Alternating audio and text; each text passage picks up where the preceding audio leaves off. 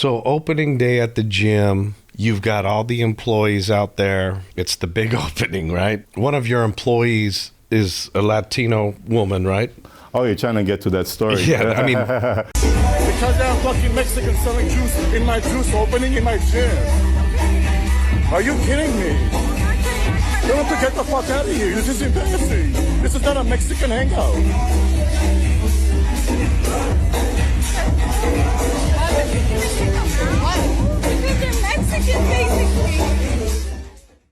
Let's talk about it. Let's talk about it, guys. I haven't talked about this really with anybody as a big story. And I want to tell you why I'm bringing it up. You see the producers here. We're a multi-ethnic, multicultural production company.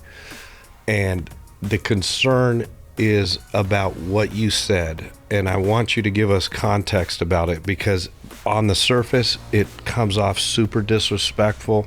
It comes off racist. So we need to understand what you meant when you said what you said. Of course.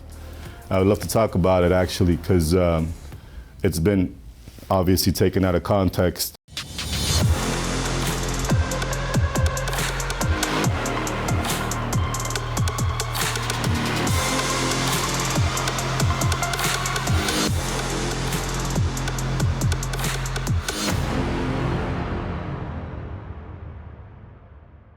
We got No Limit Jack. No Limit, thanks for coming through. Thank you for having me. All the way from Miami, huh? Yeah, you caught me in LA, so it worked out. It worked out, man. Now, you've been bi-coastal, you're Miami, LA, but your story starts really in Armenia, right? I was 13 when I came to this country, so I was born and raised in Armenia, back home, where the real Armenia. You know, there's a lot of different Armenians out there, and I think there's a lot of misconception of, you know, who's who and, you know, what Armenian is. There's been a lot of mix, but, you know, there's the Persian Armenians, there's the, you know, the Lebanese Armenians, and then there's the Armenians from Yerevan that were right. And break that down for us, because I have a friend who's Greek Armenian. Shout out to Rafi. Is there a difference with the Y-A-N ending to the last name and the I-A-N? Can you break that down? Well, I was born and raised in Armenia, but mine is I-A-N. It's because we went through Russia to come out. We were part of the USSR, so a lot of the spelling was misspelled because the Russian letters weren't the same as the Armenian alphabet. So, you know, but the Greeks were there because of the genocide. You know, my grandpa, my mom's dad was born in Athens because of the genocide. So a lot of Armenians that were in Yerevan through the genocide, they fled to Greece, and they were more of the European influence. Now, you told us you like the Miami lifestyle. You have a great comparison because you have your LA pad, your Miami penthouse, and you keep a matching set of, you got your Lambo and your G-Wagon and both coasts. Now, let me ask you this. Do you like the Miami lifestyle, or does it get old? Does the town close in quick? Miami is the most beautiful place in the world. I mean, if you like life, if you like to enjoy the finer things in life, if you enjoy the food and the lifestyle of just going out and looking good and feeling good, Miami is the place. And I don't think there's anywhere else in the world that's anywhere close to Miami, you know? Let's now talk about what's happening in Miami with you're in the middle of the scene, as they say. You've got all these ballers like yourself that are, you know, pushing Lambos and living in penthouses, and there's a nightlife scene. And you mentioned you don't really like Brickell. It's a little too city-ish for you. Yeah. Tell us where you like to do your thing in Miami. I've lived mostly everywhere in Miami now. At this point, I've lived at South Beach. I've lived in Wynwood. I lived in Edgewater. I lived in Midtown. I feel like for family and for more of a peaceful life, you know, higher-end life, Edgewater is where you want to be. But Midtown has a lot going on. You know, Wynwood is popping every night. You know, too much. Brickell is too New York-y for me. It doesn't feel like Miami. I like more of the beach vibe. Every day I'm by the beach. Even if I'm not staying by the beach, I'll be in South Beach one way or another every day. You're getting that vitamin D in. I want to feel like I'm in Miami, and there's nothing better than driving down South Beach and just, you know, absorbing the reality, you know, because it's still not real. Every day, it still feels like a movie. It still doesn't, it's surreal. Miami is a movie every day. Now, tell us about the ladies there. Are you seeing a lot of these girls are super transactional? What's the vibe in Miami? Because I know LA is all fucked up, but give us the Miami feel. I feel like the whole world is fucked up right now and everybody's having a hard time making money. And I feel like a lot of people went into OnlyFans when, Corona hit, when they realized, that wasn't the vibe. And a lot of people didn't make a lot of the money that they were promised. And, they saw a lot of failure in that. And now I feel like a lot of the females are, kind of forced into pretty much having sex for, for money type of thing. And that's how they make money, most of them, really. Do you blame them or do you kind of judge them for that? I blame the motherfucker that pays for it.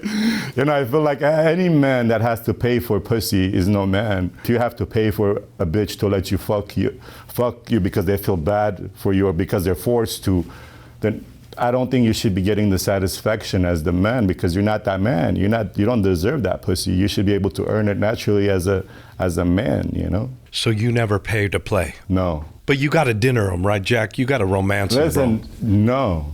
It's not about romancing. I think it's about being honest. At this point, we're past the whole romancing. Everybody knows who I am. I don't hide me or my life or, what I play. And there is no play. It's just being real, If somebody comes into my life, I fall in love. But it's really hard nowadays to even, like you said, how do you feel about them being the way they are, and it's kind of hard to even have that respect or that love for somebody who has that lifestyle, seeing the drugs or seeing the horse shit, like it's hard to want to settle or give them that respect. You brought up drugs. I heard that in Miami, the thing hit in the street is this 2C, man. Pink cocaine. Tell us about 2C. What is it? And is every girl got a little baggie of that in their purse? Yeah, it's the girl's favorite drink now. Yeah, every girl. I've already talked about this on my podcast a little bit, but every girl in Miami seems to love this thing, and everybody has some in their bag. And I've tried it with them, and it's like a thing you do with the couple. It's like a sexual. It enhances the sex aspect. It enhances the connection. How would you describe the high of 2C? What is 2? Is it like a coke high or is it? No, it's ketamine in there, so it's a lot of like the chillness. It's more like slows time down in a way where like you're in a different time zone or in a different planet. You have to experience it, I guess. But like the thing is that everybody tries to get crazy and with the whole fentanyl and the cocaine and being dangerous to try nowadays. We're just talking about somebody dying from fentanyl a couple days ago. Yeah, man. So. Rest in peace to your barber. I mean, this shit is, the stat I just saw was 300 people a day in the United States perish to fentanyl. And man, that's some tricky shit. Are you concerned when the girls are doing 2C that they don't know what they're doing, right? They don't know what's in it. Well, that's the thing. Like when it becomes to that life and that lifestyle, it becomes very dark. You know what I mean? Sometimes you're just chasing a high where it doesn't even matter what you're taking as long as you're going deeper and longer type of thing. So it's a sad situation. I don't like it. I don't like people doing it around me. I try to stay away. But there's times when it's a situation at 4:00 in the morning and with the hot Colombian, you can't say no. We all know in Miami you have, sadly since the Ukraine conflict, a lot of Ukrainian women, Russian women, Venezuelan, Cuban, Colombian. Out of the mix of these women, who would you say stand out as the hottest, the most attractive? Ooh. You got to pick one, Jack. Ooh. I got to give it to the Colombians. Shout out to the Colombians. They put themselves together better than everybody else. See, everybody else does the surgeries and everything else, but Colombians figured it out. They know. They come out. God made them already little dolls. Yeah. Do you like the plastic doll look, the girls with the lips and the fake tits and the fake ass, or is that not your look? Well, I appreciate everything. If you look at my girls, there's every kind and color and flavor, and I think everybody has their own essence. You have to appreciate and enjoy and take whatever they have to offer and enjoy that. There's no picking and choosing. There's no best. Who's the best? What's the best? As long as you can keep on searching, you can keep on finding more. How do you meet just a normal girl that's not like transactional, that's not like quote unquote working dudes for money? Are there girls that out there in Miami or is it all just pay per play action out there? I feel like the best place to meet a girl is a gym. And now that I've started going to other gyms, I realized that, this is the perfect place. You can find somebody who will understand you, who would be on the same page, who wouldn't want to get fucked up every night. You know what I mean? Like, a lot of the benefits come with that, having that gym lifestyle and having somebody that's going to be understanding of the things that you need to be and do for yourself, So I think that's essential, to have the right person in your life and not have somebody to come into your life and hold you back from you, What's the best gym in Miami? Mine.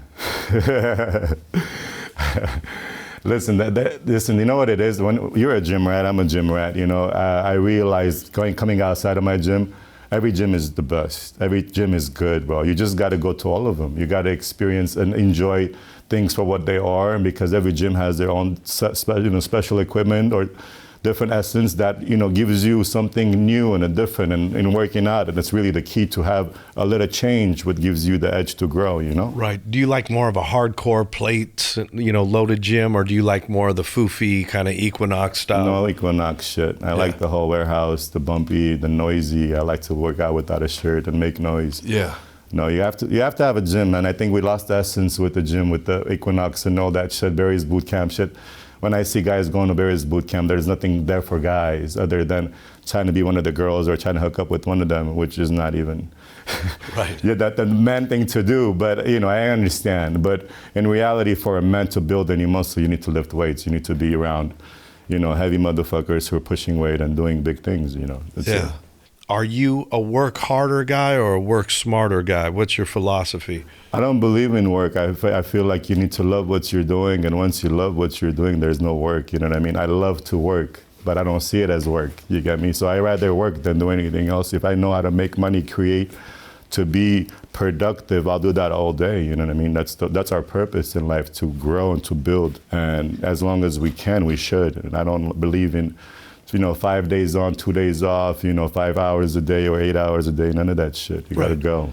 So if we put $1 billion in your bank account, you had the private jet, the yacht, you're now at that next level 4, right? Will Jack be content at that point, or will you be thirsty for more? Where does it end is what I'm really trying to ask. Well, this is the thing. I think if I have that kind of capability at that point, I can reach bigger and better places. We were talking Armenia. I would love to be able to put more effort and energy into that and actually have an influence by having the resources to have, impact and do something dramatic where, we can make a difference. I would love to be able to go around and be able to do stuff like that, definitely. Armenia, would you run for president, or what are we talking here? Nah, I would love to be humanitarian, just to be able to provide a better life, to help in any type of way to, provide and educate. I feel like that's a lot of our problem is education. And once the knowledge is there, there's so much capacity and capability that our culture definitely has, because we're smart people, Tell me this. We're around Armenians all the time, and I've noticed one particular characteristic about Armenians. They're all very driven, very ambitious, and they're risk takers. Where do you think the success of Armenians comes from? What's the key point you could take away from the culture that outside the culture can learn from? I think it's the fact that we don't have anything. We didn't have anything, coming from nothing. Even though we had everything back home, we were rich, considered rich, we really didn't have anything compared to the riches in America. So when you come from a place where anything and everything is better, you just go crazy, because there's so much opportunity to be better than what you were by doing the minimum. You understand what I'm saying? Like, it's an amazing drive that it creates in you, where like, we can get and do so much more what you couldn't do back home because you were maxed out. When Armenians come here, they go, man, the sky's the limit, right? Yeah, especially when they find out the opportunities in things, that gray areas where, they could be taken advantage of. And that's part of life, nothing to be talking bad about. Everybody does things and to get to places, but... Is that why the auto insurance is higher in Glendale?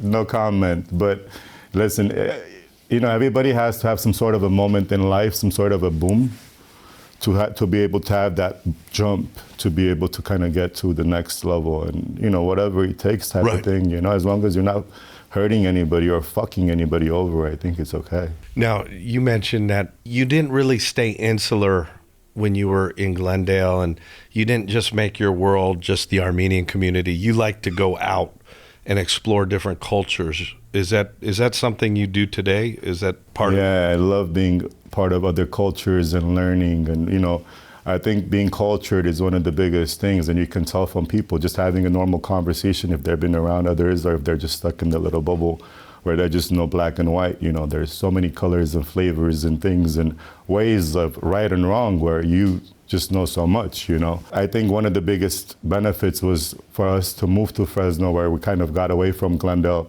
and the Armenians, where I was forced, being a biology major, to be around other races where my English got better faster and I was able to get past the whole Armenian mentality where it's okay. But back then, I tell you the funny story, back then I had a goatee. And back then when you had a goatee, it was considered like parskahai. It was like a weird thing to have, like as a man. If I was an Armenian man, it was like very edgy, like, hedro, not hedro, what's the word? Metro. Metro, Yeah, it was yeah. very metro where to have a goatee, and I was having a goatee at the time as such, so I was very edgy for the Armenian community. You know what's and the fun? tattoos after that, Right. It's funny because you see older Armenian gentlemen in the neighborhood, they're very clean shaven. Yeah. The beard is something that's coming with the younger cats, right? Yeah, it's the newer generation. It's been they call it in Glendale the G-Wagon beard. The G-Wagon beard, man.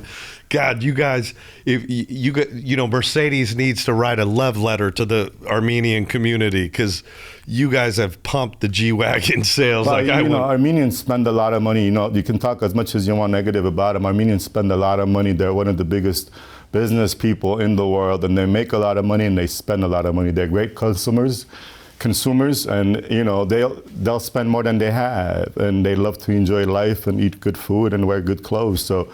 The other thing I wanted to ask you that I've asked a lot of Armenians is, are you guys claiming the Kardashians? Listen, that's the only way I kind of let the Spanish people in Miami understand Armenian, because most people never heard of Armenian in Miami. The South Americans, most of the Latinos, they don't know Armenian. Unless you say Kim Kardashian, they wouldn't even know what that is. Because there are fucking Mexicans selling juice in my juice opening in my gym. Are you kidding me? You have to get the fuck out of here. This is embarrassing. This is not a Mexican hangout.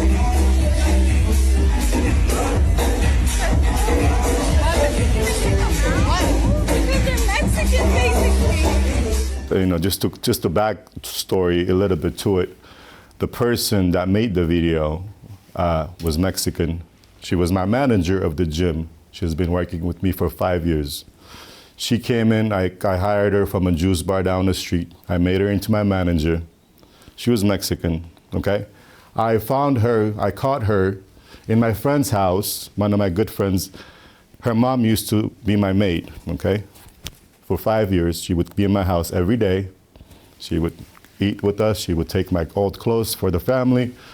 And his family is illegal, so I've been paying him illegally. And their whole family, which was 4 people, the daughter, who was my manager, mom was my maid, her sister was my juice bar manager, and her brother was my front desk guy at the gym. 4 Mexican family members working for me for 5 years, getting $15,000 a month cash.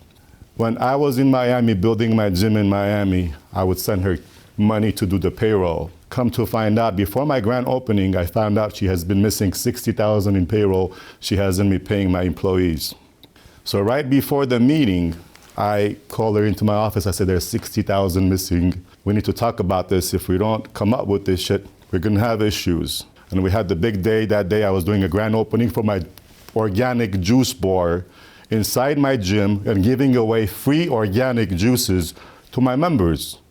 And I had over 400 people in my gym that day. We had a party, okay? Black, Mexican, Asian, we had everybody there. I never had issue with Mexicans. I love Mexicans. Half of my life is built by Mexicans. All my businesses were built by Mexicans. Long story short, when I walk outside, she had invited her family members who had put up horchata stations inside the middle of my super gym on the grand opening of a juice bar.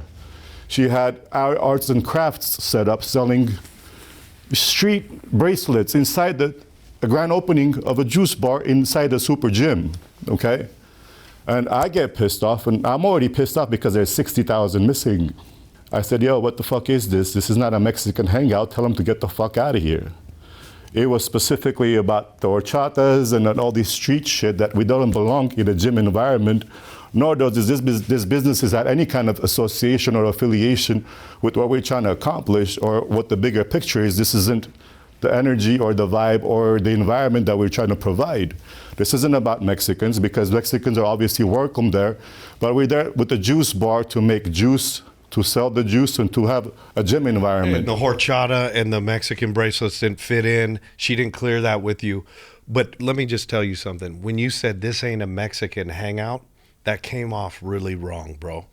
Okay? And I know that's not your intention. You meant, hey, this stuff doesn't fit in with what we're doing. So, and I know you did publicly apologize for using the wrong terminology, and I respect you for that. But I just wanted to get some context, because it was a concern before you came today about what you meant by this ain't a Mexican hangout. And what you're saying is it just, the products weren't the right fit. Obviously, that was the main issue, and also the fact is that the whole family is Mexican. The whole family that's been working for me for 5 years. People you loved and trusted. Of course, and they didn't all come together. One of them came, and they thought I was an amazing boss. Another one came, and then the mom came, and then the brother came. I didn't force them to come work for me. They didn't come work for me because I was racist, because I was great, and I was paying them $15,000 that they couldn't make anywhere else. And that was cash because I loved them and I made sure that they had a good life. The payback was very hurtful to me, where I was just more caught off guard, where people that should have supported me known that I wasn't racist, because my doors has been open to everybody. And if anything, I've been racist, it's been towards Armenians, because I've had less Armenians in my gyms allowed just to prevent the Armenian scene. You know what I'm talking about. A lot of people, just the Armo scene, the Mexican scene, all these scenes that we can create that can throw off the vibe of what we're trying to accomplish. And I made sure I balanced it out, make sure that not many of my own kind came and ruined the whole Armo vibe, and made sure that everybody else was uncomfortable. I've had many times where I had parties inside my gym, and I had a mariachi brand, I had a taco stand, giving free tacos to my members because we were celebrating Cinco de Mayo or something like that, because I wanted to celebrate and bring the people together. It wasn't for any other reason, you know what I'm saying? There's a video online where 3 Latino gentlemen were approaching you for shortchanging them for money. You're standing on your truck and someone's videotaping the whole thing. Was that related to that issue? I think I know what you're talking about. I think somebody was trying to get me to hit them, and they were trying to record me. I caught the girlfriend in the back trying to record me. This guy was trying to instigate me to do something so they could sue me. And I caught the girl in the back with the video, so I just stepped back. I realized what they were trying to do. I don't remember the details of it, but I remember the situation. The other controversy regarding you, Jack, is there was a young lady at your Miami gym who painted this beautiful mural, and she's claiming that you mistreated her, that you were very rude, etc. Can you give us the backstory on that? Yeah, it was an amazing situation. I met this beautiful girl in Miami. She came to me, she said, I need 2 weeks to do this. She said, I want 14,000 or something. And I remember having an amazing lunch with her, and I said, here's 20,000. I gave her 20,000 cash, and I said, don't rush. I love how you work. Take your time, and if you need to involve with other guys and help them out and make it more feminine, because I had a lot of guys in there making art, I said, tap in and collaborate. You'll be good for everybody, So I gave her extra money. I came to LA. She would call me 3 o'clock in the morning, talking shit about the guys of, I'm the only one here working. These guys are not working. I need to get paid more. And she tried to get all sexual, sending me stuff. And I realized that this isn't the relationship I was trying to have with her. I said, you need to stop calling me. I already paid you. Finish up and you can leave. And then she put up this whole show, that I didn't pay her enough money. She needed to get paid more. Well, it was $6,000 more than what she asked. And then she ended up ruining the whole walls. I had to call the cops to have her escorted out. She tried to make me lose control also. People have the tendency of trying to do that to me. Right. I mean, do you have a short fuse, Jack? Not anymore. I feel like that was one of my biggest weaknesses, and the people always try to exploit me. So I've been more in control because of it. I feel like that the weed definitely helps. Right. Yeah, I try to control the weed because I was smoking too much weed. So I smoke cigarettes in between because I like this. Right. I like this action where you sit and get in a car, you light up a cigarette or whatever. It feels good. So I was doing that with weed. So I started incorporating cigarettes so I don't smoke as much weed because I'm not a big fan of what it's really doing to me anymore. You know, I saw you in the gym. You're lifting really heavy. I mean, your strength is back up. I'm back. You're back. Jack is back. Now, let me ask you this, Jack. You're very honest about your steroid use, right? Yes. Tell me what cycle you're on right now. It's a special recipe I put together. The special recipe is we're back on, I was off for 3 months. That's the longest I've ever been off on anything. And I've never been the heavy guy where I was doing 10 cc's a week. It was more like maintenance and control, you know, nothing trying to accomplish, no show or nothing. So right now I decided that I needed to get back to being Big Jack. And I am back on test, sus, primo, and tren. So you're doing a cc a test a week? 2 cc's. 2 cc's? 2 shots of each one a week. Do you do them Monday, Wednesday. Monday, Wednesday, the test, and then when do you do the primo? Put them, all of them together, you 3 in 1. Oh, so it's a blend. No, you blend it together. You blend it all together and you just bam. Yeah, but the biggest key ingredient, which I've been experimenting with, is the mushrooms. Okay, the mushrooms is going to be the biggest key, I feel like, because, you know, knowing the biology and learning about the mushrooms, and people are, you know, experimenting with it a lot. There is a lot of microdosing going on, and I feel like there's a lot of mental and health benefits that come with it if you don't take it as a drug. You take it as an herbal supplement that is going to help you some type of way. You know what I mean? It definitely stimulates your mind. It gets more blood flow. You start thinking different. You have a brighter day. The music sounds better. You know, just microdosing. But also at the same time, I realized there's a better mind and body connection, the mind and muscle connection, which I haven't really felt my whole life. So now I'm doing exercises and I'm feeling things that I haven't felt before. And this is just the mushrooms, I feel like. So we're going to experiment. I started 7 days ago. I put on about 15 pounds in 7 days. Of lean muscle mass. Yeah, I'm growing. Yeah. And I've only thing I'm taking more than before is the mushrooms, really. You know, I've always lifted heavy and I've been on these cycles many times. It's just, I feel like the connection is just different. How long will you stay on the juice? As long as needed. This is the thing in life, I always say this is the biggest problem with bodybuilders. They go on a cycle. In life, there is no cycles of on and off. You can't be off. You always have to be on. If you're trying to be a businessman, nobody's going to understand you that you're going to be off for 6 months or you're not going to have the right state of mind because you're on a diet. Nobody gives a fuck. You got to do and be whatever you need to be on a daily basis. And once you show weakness, once you go off, once you're not on your best, you're not able to do half the shit you are. And if you're doing it, it's half-assed, and it's not going to give you the results that you're going to be getting if you're full-on doing it all in. You know what I'm saying? What about your kidneys and liver? Are you concerned about overloading them? No, I take care of my body very well. I eat clean and I drink a lot of water. I'm on a medical program on myself, I guess, where I try to keep myself as healthy as possible. I'm 42 years old, about 225. And, you know, I have sex with girls under 25 all the time. So it's nothing to be proud of, I guess. And guys, check out No Limit Jack's podcast, Ready or Not. He talks his shit on there, and it's cool, man. Thank you. It's great. Jack, thanks for coming through, bro. Appreciate you guys for having me, man. Appreciate it.